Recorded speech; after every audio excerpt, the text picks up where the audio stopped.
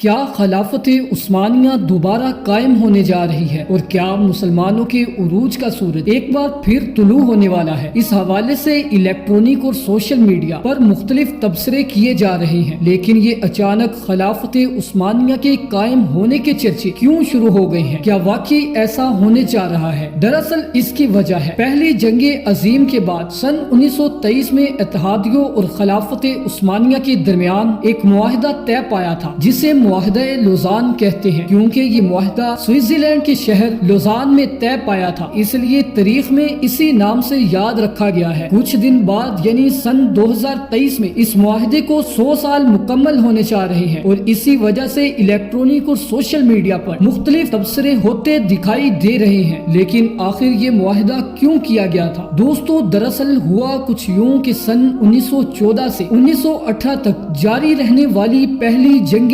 عظیم میں اتحادی، جن میں رومن امپائر، برطانیہ، فرانس اور روس شامل تھے، جرمنی، ہنگری اور خلافت عثمانیہ کے خلاف چڑھ دوڑے۔ دو گروپوں کے درمیان ہونے والی اس عالمی جنگ میں عثمانیوں کو شکست کھانی پڑی اور وہ اپنے اتحادیوں سمیت ہار گئے۔ اب ہوا کچھ یوں کہ جیتنے والے گروپ میں ہارنے والے گروپ کے علاقوں کو آپس میں تقسیم کر لیا۔ اتحادی ممالک برطانیہ، فرانس اور دیگر نے جرمنی، ہنگری اور آسٹریلیا کے رقبوں پر قبضہ کر لیا۔ اناطولیہ یعنی موجودہ ترکی کے کئی علاقوں پر یونانی قبضہ کرتے چلے گئے۔ اتحادیوں نے نہ صرف ان رقبوں پر قبضہ کیا بلکہ سخت پابندیاں بھی لگائیں، جن میں سے ایک پابندی کے تحت عثمانیہ کی فوج تقریباً ختم کر دی گئی۔ فوج محدود ہوئی تو پڑوسی ملک یونان کو اناطولیہ یعنی موجودہ ترکی کے خطے حاصل کرنے کا موقع مل گیا اور اس نے یہ علاقے فتح کرنے شروع کر دیے۔ یونان کو روکنا ضروری تھا۔ صورتحال کو دیکھتے ہوئے ترکی میں نیشنلزم کا آغاز تب ہوا جب یونانیوں کو روکنے کے لیے مصطفیٰ کمال نے قوم کو ایک جھنڈے تلے جمع کر لیا۔ مصطفیٰ کمال ایک فوجی افسر، ماڈرن ترکی کے بانی اور پہلے پریزیڈنٹ تھے۔ اس وقت ان کی یہ ترتیب کام کر گئی اور 1921 میں ترکوں نے یونانیوں کو ملک سے مار بھگایا۔ مصطفیٰ کمال نے 3 مارچ 1924 کو قانون سازی کے ذریعے خلافت اور خلیفہ کے تمام سیاسی اختیارات ختم کر دیے۔ اسے بعض مورخین نے ڈکٹیٹرشپ کا آغاز کہہ کر یاد کیا اور اسی لیے کمال اتاترک کے حوالے سے تفصیل لکھی گئی۔ ان کی زندگی کا ایک دستخط خلافت کے قائم ہونے میں رکاوٹ بن گیا۔ اس طرح خلافت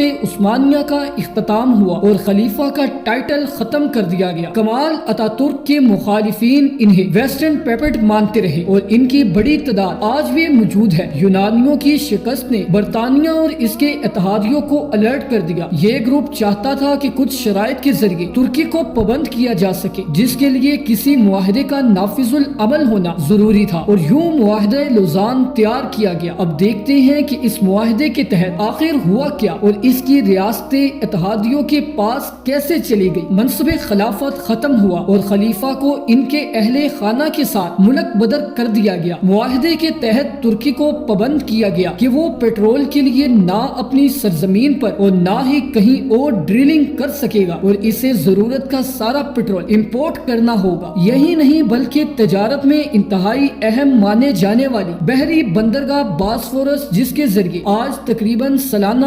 45,000 جہاز گزرتے ہیں، اسے عالمی سمندر بنا دیا گیا۔ یوں ترکی کو پابند کیا گیا کہ وہ گزرنے والے جہازوں سے ٹیکس لینے کا روادار نہیں ہوگا۔ جولائی 1923 میں ہونے والے اس معاہدے میں ترکی نے دستبرداری قبول کر لی اور بدلے میں ایک خود مختار ریاست کے طور پر خود کو دنیا بھر میں تسلیم کروا لیا۔ اب بہت سے لوگ یہ سوچ رہے ہیں کہ اگر یہ معاہدہ ختم ہوتا ہے تو وہ علاقے جن سے ترکی ماضی میں دستبردار ہوا تھا، جن میں اردن، لبنان، عراق وغیرہ شامل ہے، کیا ان پر ایک بار پھر ترکی کی حکمرانی ہوگی؟ موجودہ حکمران طیب اردغان کے پاس یہ اختیار بھی ہوگا منصب خلافت بحال کر سکے اور مسلمانوں کو ایک بار پھر رہنما ملے گا۔ لیکن سب سے بڑا سوال یہ ہے کہ کیا اس معاہدے میں مدت ختم ہونے کے حوالے سے لکھا بھی گیا ہے؟ دوستو، آپ کو بتائیں کہ 100 سال قبل ہونے والے اس معاہدے میں کسی بھی جگہ ایکسپائری ڈیٹ نہیں لکھی گئی۔ ویسے تو دنیا کا ہر معاہدہ عالمی قوانین کے مطابق 100 سال بعد ختم ہو جاتا ہے، اسی طرح یہ معاہدہ بھی ختم ہو رہا ہے۔ دلچسپ بات یہ ہے کہ اس معاہدے پر ترکی، برطانیہ، اٹلی، فرانس، یونان، رومانیہ، بلغاریہ،